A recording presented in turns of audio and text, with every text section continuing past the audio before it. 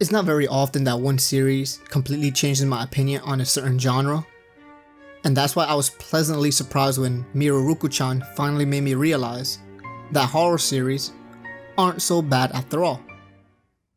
The fake love started coming from the team now. They hating on me, so I'm towing on this beam now. Cause now I'm up and I'm living out my dream now. I'm just stacking all these ones and these bankrolls. Young OG like I'm Ron in this case closed. I'm the one stack my funds and just lay low. Rhyme for some of money coming pesos.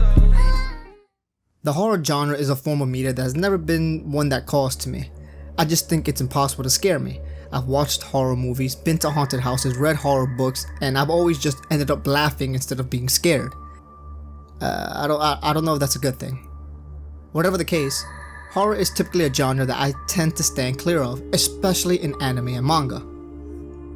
I've heard stories of some really old anime actually being scary, or at the very least creepy or eerie to watch, but I haven't seen any of those. So if you do know any really good horror anime, please leave them in the comment section below, because all the horror anime I've seen have been hilarious. Which is why I was shocked when I realized that Mieruko-chan, the one horror manga that I've enjoyed so far, also has the comedy tag. If this is the first time you're hearing of the series, Mieruko-chan is a Japanese manga series written and illustrated by Tomoki Uzumi, and it began serialization online via Kodakawa's Comic Walker website on November 2018, and now has 5 tankobon volumes released, as well as an anime series being adapted by Passion Studios scheduled for later this year. The story revolves around Miku Yotsuwa, your typical high school student whose life turns upside down when she suddenly starts to see these gruesome and hideous monsters wherever she goes. And at the beginning of the series, she's the only one that can actually see them. So despite being completely terrified, Miku carries on her daily life pretending not to notice the horrors that surround her, and enduring the fear in order to keep herself and her friend Hana out of danger. The first couple chapters are mostly a collection of standalone stories of Miku trying to go about her day but being shocked by some horrifying looking monster at every turn. You would think that this would get old fast, as she isn't even your normal heroine that fights and beats the monsters that she can only see. No. Miku's journey is her doing what most of us do when we have a problem that we don't want to deal with. She just ignores them. Mieruko-chan gives off a vibe of an authentic black comedy, derived by the absolute horror Miku feels when encountering these monsters in every place imaginable, and I mean anywhere, from her classroom to the girls' locker room to her home bathroom and even underneath her bed. Now, I'm not going to lie to you and say that these monsters scared me, but compared to other monsters in manga and anime, the creatures in this series are quite disturbing to look at. Their designs are vague and are mostly deformed masses of flesh with some eyes and mouths thrown in there for good measure, but they get the job done on 2 levels. Mainly, scaring the living hell out of our main heroine, and 2, they make for an interesting visual contrast compared to the girls in the scene, as the girls are mostly drawn in the most attractive way possible. And those fan service panels were the main thing keeping me from dropping the series before chapter 4.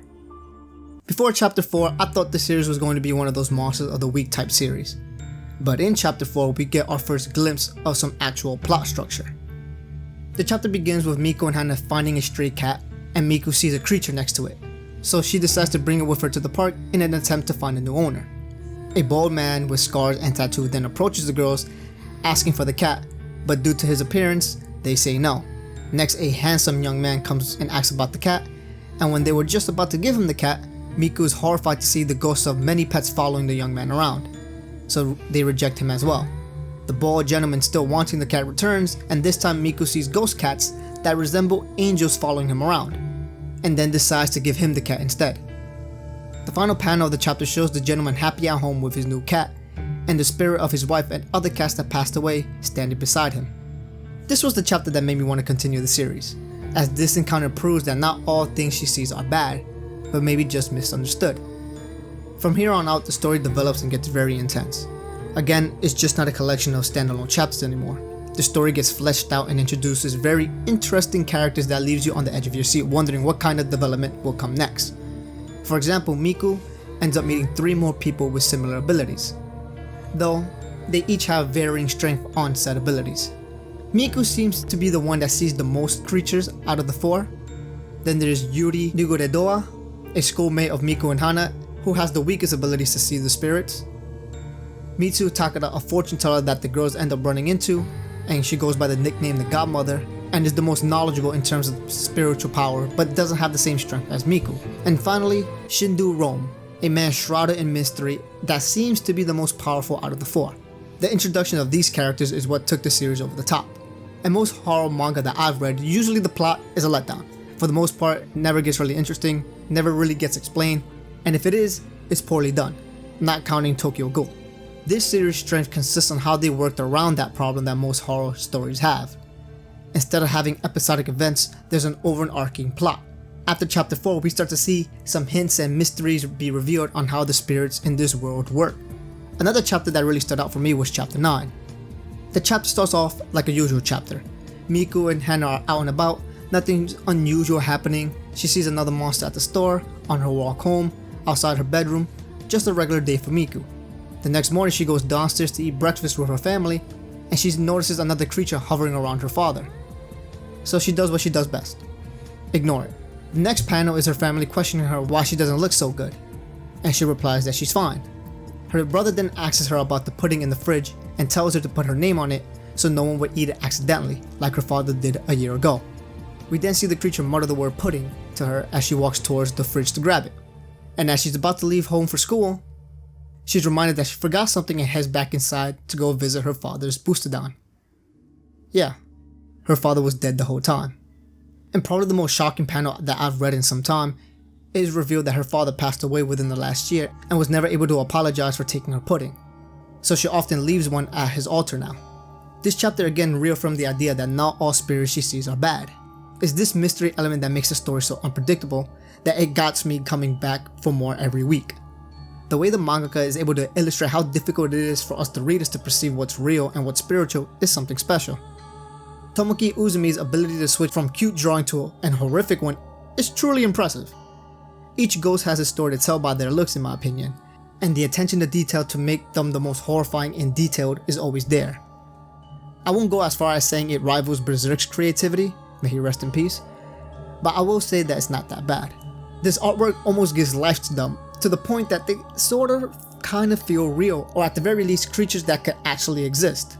I'm very excited to see how the studio doing the anime is going to handle some of these creatures, because we all know that a bad looking monster can completely break the suspension of disbelief.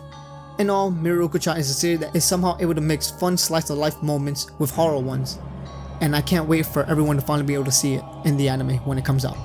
So please, do yourself a favor, and if you still haven't done it, go read the manga, you won't regret it. That's the end of the video guys, hopefully you enjoyed. If you did, drop a like, subscribe for more, and I'll talk to you beautiful weebs next time.